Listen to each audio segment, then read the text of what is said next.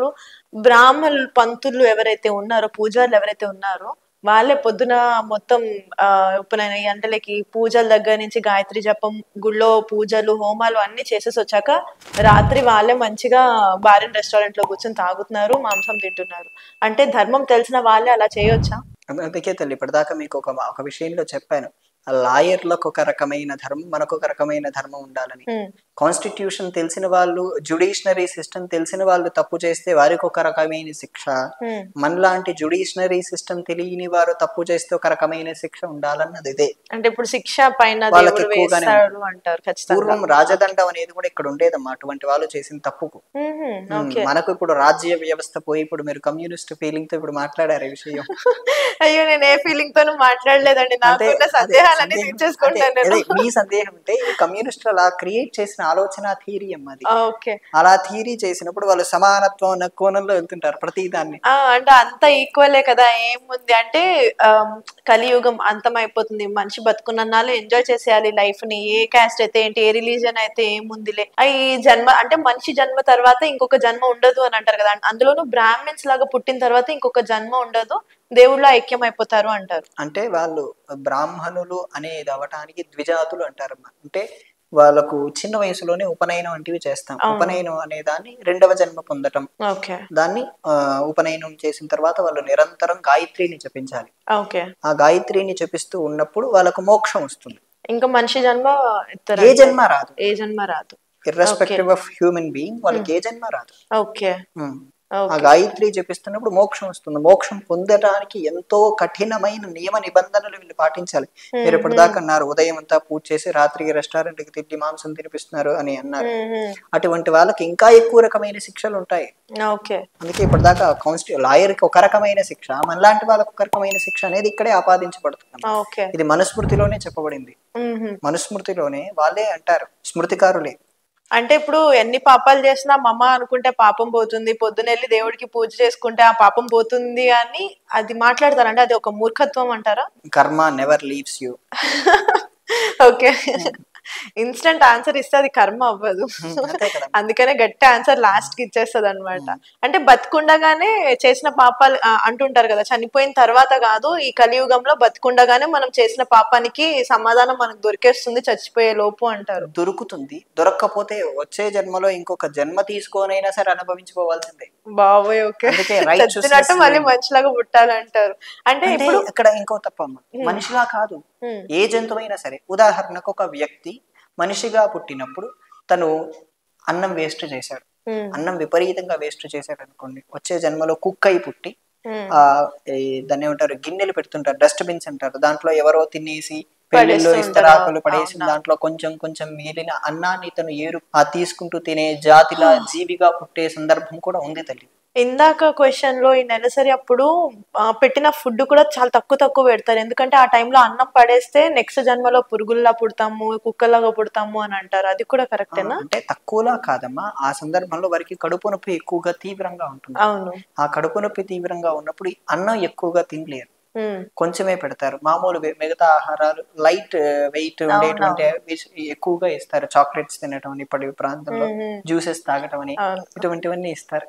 అందుకే ఏంటంటే అన్నం ఎక్కువగా తిన్నప్పుడు ఇంకా కడుపులో అది ఎక్కువసేపు ఉండే ద్రవం కదమ్మా, అది అరగటానికి కూడా 12 గంటలు పడుతుంది. అందుకోసం ఆ నొప్పిని భరించటం కోసం, నొప్పి తగ్గించటం కోసమే అటువంటి విధానాలు పెట్టారు, కానీ ప్రత్యేకంగా ఏం కాదు తల్లి. అంటే అసలు మొత్తానికి ఇప్పుడు ఈ పునర్జన్మ అనేది లేకుండా ఉండాలంటే ఏం చేయాలంటారు? మోక్షం పొందాలి తల్లి. అంటే చాలా ధర్మబద్ధంగా ఉండాలి. అంటే ఇక్కడ ధర్మబద్ధం అనేటువంటిది మీకు ఒక దారి చూపిస్తుంది తల్లి. ఓకే, ఇప్పుడు ఉదాహరణకు మీరు ఇక్కడ నుంచి రాజమండ్రి వెళ్ళాలని, హైదరాబాద్ నుంచి రాజమండ్రి వెళ్ళాలని ఎలా హైవే ఎక్కాలి కదండి, హైవే ఎక్కితే డైరెక్ట్ గా వెళ్తారు, రాజమండ్రికి వెళ్తారు. కానీ మీరు హైవే ఎక్కాలంటే ఇక్కడ ఉన్నటువంటి ఈ ట్రాఫిక్ అంతా సిస్టమ్ దాటుకోవాలి. సిస్టమ్ దాటుకోకుండా డైరెక్ట్ గా హైవే ఎక్కడానికి అవకాశం ఉందా? లేదు. ఇది కూడా అంతే తల్లి. ఈ ధర్మపరమైన మార్గం మీకు డైరెక్ట్ హైవేని చూపిస్తుంది. సాత్వికమైన మార్గం అంటారు దాన్ని.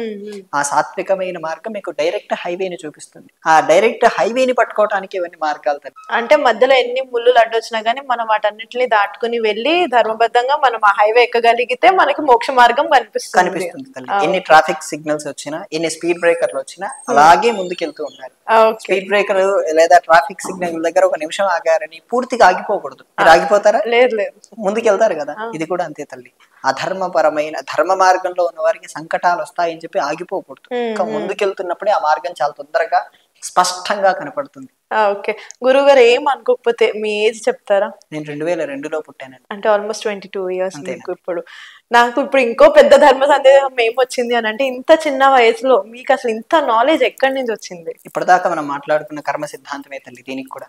ఓకే, అంటే మీకు మీరు పుట్టినప్పటి నుంచి ఇలానే ఉన్నారా? చిన్నప్పటి నుంచి శాస్త్రాలు నేర్చుకోవటం. అండ్ మీకు ఏ టైంలో కూడా ఫ్రెండ్స్ తో ఎంజాయ్ చేయాలి, బయట ఈ రోజులాగా ఇలాగా జీన్స్ ప్యాంట్ టీ-షర్ట్స్ వేసుకోవాలి, పార్టీస్ కి వెళ్ళాలి, అలా ఎప్పుడు అనిపించలేదా? పార్టీ నాకేం లేదండి, జీన్స్ ప్యాంట్ టీ-షర్ట్ కూడా ఏమీ లేదు, అప్పుడప్పుడు అంతే. చిన్నప్పటి నుంచి కూడా మీరు ఇదే మార్గంలో ఉన్నారు? పాఠశాల అంతే. అవునండి, చిన్నప్పటి నుంచి. ఓకే, స్కూల్ కి వెళ్ళేవారు? 6వ తరగతి వరకు వెళ్ళారు. అంటే చదువుకునే రోజుల్లో మనకి కొంచెం అల్లరి చిల్లరి పనులు చేస్తూ ఉంటాం కదా, మీరు అంటే ఆ ఫన్ అంతా నేను ఏమైనా మిస్ అయ్యాను అట్లా ఏమైనా అనిపిస్తుందా? ఎందుకంటే ఓకే మీకు ఆల్రెడీ మీరు ధర్మ మార్గంలో వెళ్తారు కాబట్టి ఇది తప్పుడు మార్గం. తప్పుడు మార్గం ఎందుకు అవుతుందమ్మా? అల్లరి అనేది తప్పుడు మార్గం ఎందుకు అవుతుంది? అల్లరి చిల్లర అన్నా నేను. చిల్లర వేరు, అల్లరి వేరు. అల్లరి చిలిపి పనులతో ఇప్పటికీ చేస్తారు. అల్లరి వేరు, అల్లరి ఖచ్చితంగా చేయొచ్చు అందరూ. ఓకే, అండ్ నేను మీరు ఏమైనా మిస్ అయ్యాను నేను ఈ మార్గంలో రావడం వల్ల అని ఎప్పుడైనా అనిపించిందా? ఈ మార్గంలో రావటం ఎంతో అదే ఇప్పటిదాకా మనం మాట్లాడుకున్న పునర్జన్మ అనే కాన్సెప్ట్ ని మనం అర్థం చేసుకోగలిగితే, ఆ పూర్వజన్మలో చేసినటువంటి పుణ్యమే మనల్ని ఇటువైపు నడిపిస్తుంది తల్లి. ఓకే, అంటే మీ అమ్మగారు నాన్నగారు కూడా ఏం చేస్తుంటారు? వాళ్ళు ఇదే మార్గం కాబట్టి మీకు కూడా అది చాలా చిన్నతనం నుంచి అలవాటు అయిపోయింది అంటారు. అంతే తల్లి. అంటే ఉపనయనం విషయానికి వస్తే మీకు ఏ ఏజ్ లో ఉపనయనం అయింది? నాకు 11 ఏళ్ల లోపే అయిపోయింది. అసలు మగవాళ్ళకి ఏ ఏజ్ లో చేస్తారు? అంటే మగవాళ్ళు కాదు, దీంట్లో వర్ణాలు అనే కేటగిరీ ఉందమ్మా. బ్రాహ్మణ, క్షత్రియ, వైశ్య అనే ఈ 3 కేటగిరీలని మనం చూస్తే, బ్రాహ్మణులకు గర్భాష్టమం అంటారు, 8 ఏళ్లకు చెయ్యాలి. 8 ఏళ్ల నుంచి 16 ఏళ్ల లోపే చేసేయాలి, 16 ఏళ్ల తర్వాత చేయకూడదు.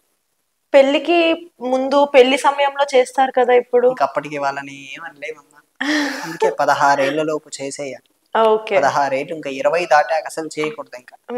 కానీ అంటే ఈ జనరేషన్ పరంగా చూసినట్లయితే చిన్నపిల్లలకి మనం ఉపనయనం చేసేసినా గానీ తల్లిగా అంటే మేము ఇంకా నర్సరీ సిచ్యువేషన్స్ ఫేస్ చేస్తూ ఉంటాం కదా, ఆ ఇంట్లో వేరేగా కూర్చునే అవకాశాలు ఉండకపోవచ్చు, ముట్టుకుంటాము, జన్యం అనేది ఉంటుంది, గాయత్రి మంత్రం జపించుకుంటూ ఉంటారు పిల్లలు. ఎంత చిన్న పిల్లలకి చేసినా మనం ఆ జపం అనేది వాళ్ళకి అలవాటు చేస్తాం కదా.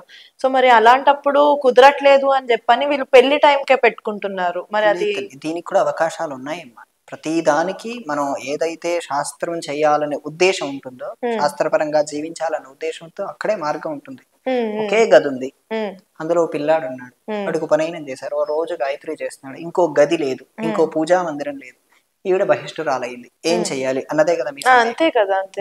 ఆ సందర్భంలో వారి భర్త ఉంటారు కదా, వారి భర్త ఈ పిల్లవాడు, వీరిని తాకకుండా పక్కన కూర్చోబెట్టి వారికి అవసరమైన సామాన్లన్నీ వీరు అందించటం, వీరు దూరంగా ఉండి కార్యక్రమాలు చేసుకోవటం. ఒకవేళ భర్త లేని పక్షాన పిల్లాడును తల్లి మాత్రమే ఉన్నారు. ఇక్కడ కూడా మరో చిక్కుందమ్మా. ఆవిడ చూస్తున్నప్పుడు ఏ పితృపార్య కార్యక్రమాలు వంటివి చేయకూడదు. ఆ సందర్భంలో ఆ పిల్లాడు 6 బయటకు వెళ్లి సంధ్యావందనం చేసుకుని రావచ్చు. కానీ ఆమె ఒక్కతే కదా దిక్కు. ఒకవేళ చిన్న పిల్లవాడు ఉన్నాడండి, భర్త చనిపోయాడో విడిపోయారో, పిల్లాడును తల్లి మాత్రమే ఉన్నారు, ఆమె వంట చేస్తుంది, అదే వంట ఈ ఉపనయనం అయిపోయిన పిల్లవాడు తినాలి. యాక్చువల్ గా అయితే తినకూడదు, తినాల్సిన పరిస్థితి. మరి అలాంటి సిచ్యువేషన్స్ లో ఏం చేయాలి? దీనికి 2-3 రకాల ఉన్నాయమ్మా, మార్గాలు ఉన్నాయి. బయటికి వెళ్ళి తెలిసిన రిలేటివ్స్ ఉంటారు, లేదా మనకు ఇంటి పక్కన వాళ్ళు ఉంటారు, బాగా తెలిసిన వాళ్ళు ఉంటారు, బాగా బంధువులు ఉంటారు, వీరి ద్వారా 3 రోజులు ఆ పిల్లవాడికి అన్నం అడ్జస్ట్ చేసుకోవాలి అంటారు. ఓకే, అది లేని పక్షాన, ఏది లేని పక్షాన ఆవిడ ద్వారా తినకుండా ఒక కొట్టుకెళ్ళి ఇడ్లీ తెచ్చుకొని తినటం అమ్మ, అంతే. అంతకంటే హీనమైన మార్గం లేదు, ఇంకేం లేదంటారు. ఓకే గురుగారు, అంటే ఇంకొక డౌట్ ఏంటి అంటే, ఇప్పుడు మీకు ఎప్పుడు కూడా ఇలా అనిపించలేదు అని అన్నారు కదా, లైక్ ఈ రోజుల్లో లాగా ఉండాలి అని. అసలు మీకు ఇన్స్పిరేషన్ ఎక్కడి నుంచి స్టార్ట్ అయ్యింది? ఇన్స్పిరేషనే కర్మ తల్లి. అంటే అది పూర్వజన్మ కర్మనే మీకు ఇది పుడుతూనే స్టార్ట్ అయింది. మీరేం చదువుకున్నారు?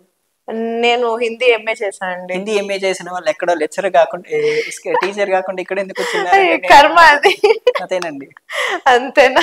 మీరు ఎక్కడో లెక్చర్ అవ్వాలి, లేదా టీచర్ అవ్వాలి, లేదా హిందీ పండిత్ గా ఎక్కడైనా పిల్లలకి పాఠాలు చెప్పాలంటారు ఎవరైనా. నేను అన్న అంటే నా ప్రొఫెషన్ అక్కడి నుంచే స్టార్ట్ అయింది, కానీ ఇక్కడికి వచ్చి పడ్డ తర్వాత ప్రతి ఒక్కరిని కర్మ నడిపిస్తుంది తల్లి. ఆ కర్మని బేస్ చేసుకుని పరిశీలన చేస్తే ఇన్స్పిరేషన్ మన కర్మయే. అంటే చాలా మంది అంటే స్త్రీ లేనిదే సృష్టి లేదు అంటారు కదా, చాలా మంది ఇప్పటికీ కూడా అబార్షన్స్ చేయించుకుంటున్నారు ఆడపిల్ల అని తెలిస్తే. సో అందుకని చట్టరీత్యా తప్పు సో చెప్పట్లేదు పిల్లలు పుట్టే వరకు. పిల్లలు పుట్టిన తర్వాత కూడా ఆడపిల్ల అయితే మాత్రం చంపేసుకుంటున్నారు, వదిలేసుకుంటున్నారు. లేదు అంటే ఇంకా మొహాలు మార్చుకుని జీవితాంతం ఆడపిల్లని టార్చర్ చేస్తున్నారు. నువ్వు పుట్టిన దగ్గర నుంచి మాకు నరకమే అది ఇది అని. ఇది ఎంతవరకు కరెక్ట్ అంటారు? చాలా తప్పు తల్లి. అంటే మన దేశంలో అలా చేస్తున్నారని చెప్పట్లేదు, కానీ విదేశాల్లో చెప్పేస్తున్నారు. 6-7 నెలలు వచ్చేసరికి ఏంటో అని చెప్పి తల్లిదండ్రులు క్లారిటీ ఇచ్చేస్తున్నారు.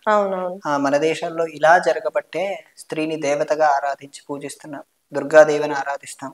అటువంటి స్త్రీయే మన ఇంట్లో పుడుతున్నప్పుడు మనం అలా చేయటం తప్పే కదా. కానీ అలా ఆలోచించట్లేదు కదా మరి ఎవరు. చేయించాలి తల్లి.